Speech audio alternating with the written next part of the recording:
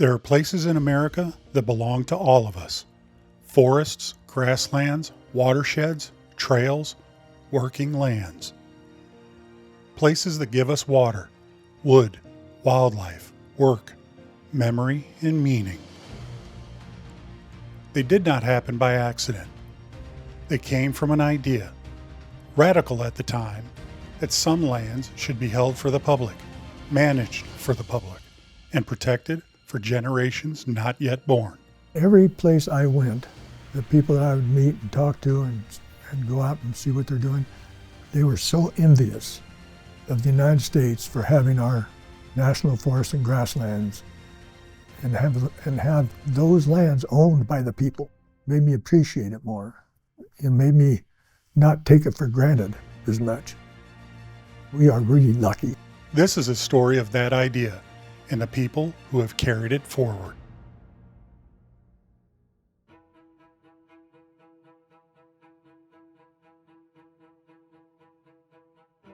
Before there were forests, America faced a question. How does a growing nation use its natural resources without using them up? This country was built on wood. And up until the late 19th century, wood provided 90% of US energy needs. It was our main natural wealth and resource that we had in the country, and we were using it at a very fast clip.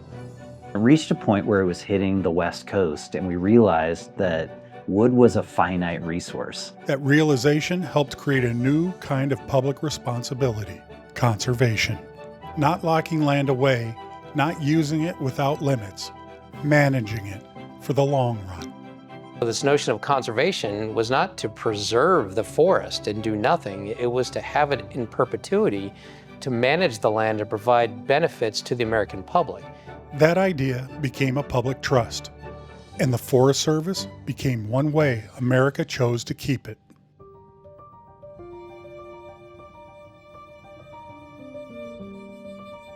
Then fire reshaped the agency forever. Fire wasn't the dominant mission of the agency when it was created in 1905.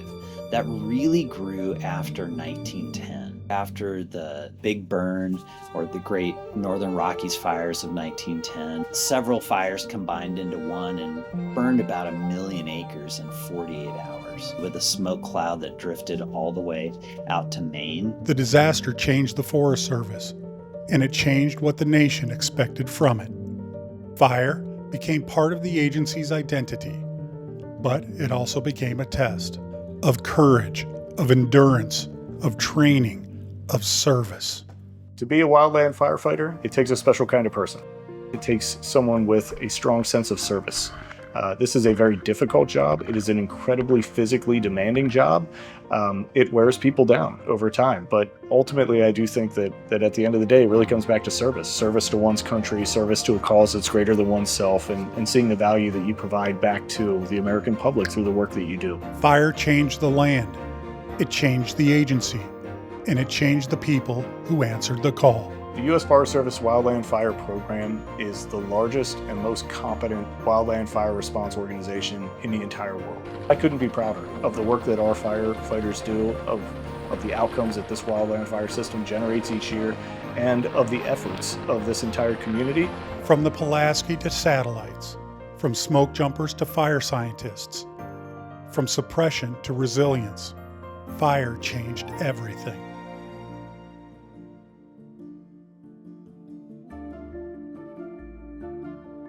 From the beginning, conservation was also about water.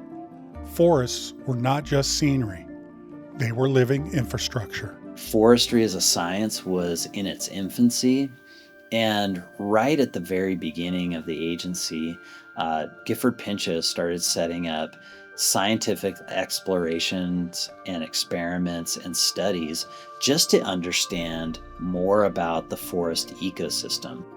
They had to find that out at the beginning, such as how much rain is retained in a forest versus a bare hillside. What are those different rates? And what are the advantages of keeping a watershed that supplies a municipal area forested. The early Forest Service was learning something the country still depends on today. Healthy forests protect clean water. The way I think of it is, the water that falls on the national forests is as good as the water ever gets. It's the best water on the continent. Clean water can feel simple. Turn on a faucet, fill a glass. Does the general public appreciate the subtleties of why we study water in national forests? Maybe not, but they appreciate the water that comes out of the national forests and the sciences behind that.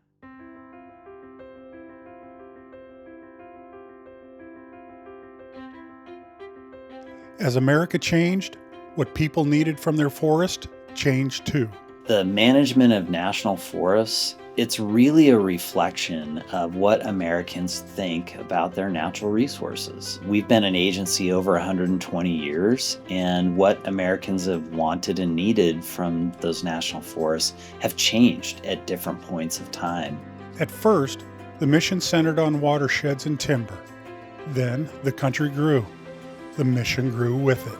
Our mission has evolved from primarily focused on water and watersheds and timber supply, but it's evolved. As you went into the 60s and the 70s and the 80s, what we saw was the values of the country were evolving. And as the mission grew, so did the understanding that knowledge does not come from one profession alone.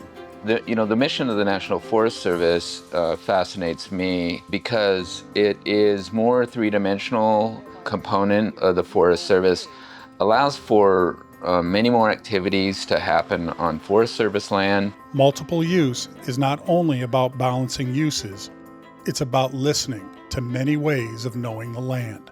We hired wildlife biologists, we hired fisheries biologists, we hired landscape ecologists. And all of these different changes that reflected not only public values and changing values for the resources, so our mission grew.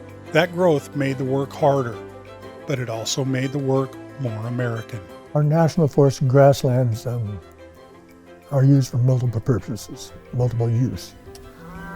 And there are things like timber and like grazing and recreation, wilderness, the water that we care for, all those different things. And it makes the job incredibly complicated because you're serving the people. And the people have different values about what they'd like to have off the lands. But it's really a lot of fun, too. There are a few other agencies that have that kind of an opportunity.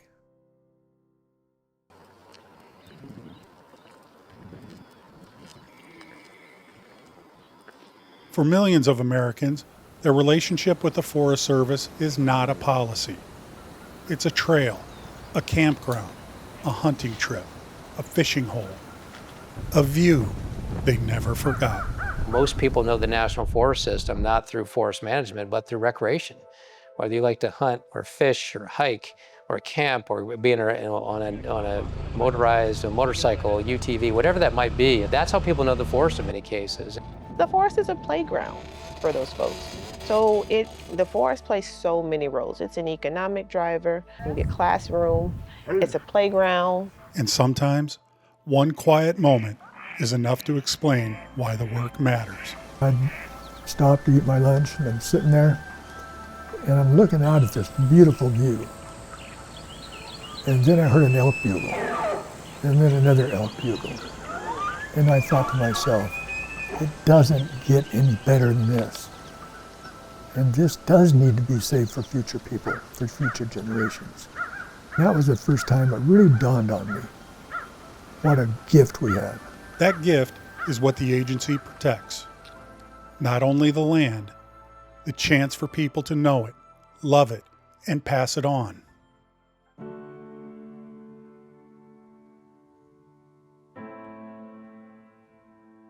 The Forest Service is not one mission frozen in time. It's a story of what each generation inherits and what each generation chooses to carry forward. The laws changed, the science changed, the fires changed, the country changed. And through all of it, the work kept asking the same question. How do we care for these lands in a way that serves people today or those still to come? What they called conservation in the late 19th century was really what we would understand as sustainability today.